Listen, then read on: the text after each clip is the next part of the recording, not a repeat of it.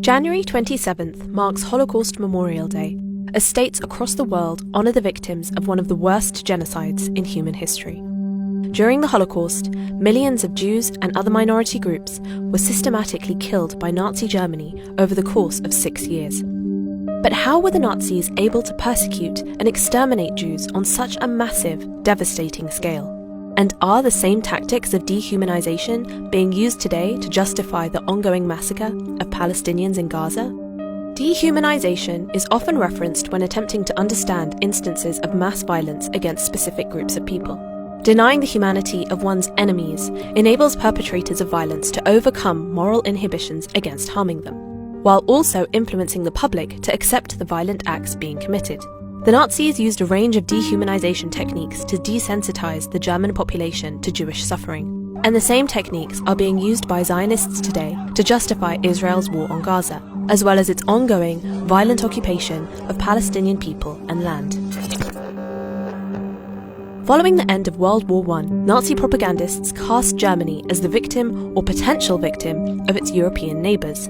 Germany was presented as a peace-loving nation forced to take up arms to defend European civilization against external threats. Military aggression aimed at gaining land to expand German territory was presented as a necessary act of self-defense. The same claims of victimhood and self-defense are being used by Israel to defend its ongoing aggression against Palestinians. Israel has not only the right but the obligation to defend itself. The Nazis gradually reduced the humanity of the Jews in the eyes of the German public by comparing them to animals such as rats, and by disseminating anti-Semitic images. Jews were presented as mindless barbarians with a tendency towards criminality, and with different physical and biological traits that made them inferior to the Aryan race. Today, the same dehumanizing language has been used by Israeli officials to describe Palestinians. אנחנו נלחמים בחיות אדם ואנחנו נוהגים בהתאם. זאת המלחמה של בני האור מול בני החושך. Some commentators have even claimed that Palestinians collectively have a low IQ due to their genetics, while others promote the much-repeated narrative that Palestinians teach their children to hate and kill Jews.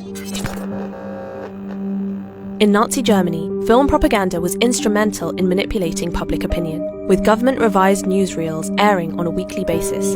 Film footage was shot by professional photographers and delivered to Berlin each week, with then propaganda minister Joseph Goebbels actively helping to create each newsreel, even editing scripts.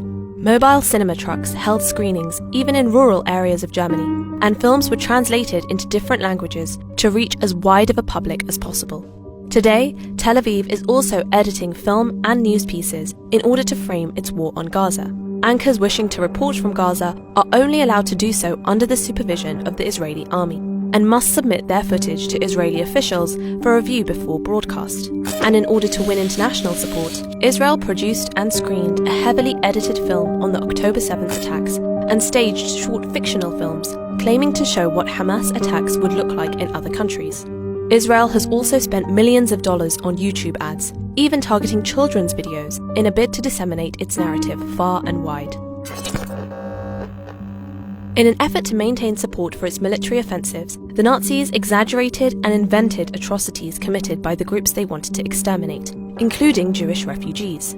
Before invading Poland, they played up attacks on towns such as Bromberg, where Polish military personnel and civilians fleeing the Nazi regime killed thousands of ethnic Germans, fearing they were Nazis.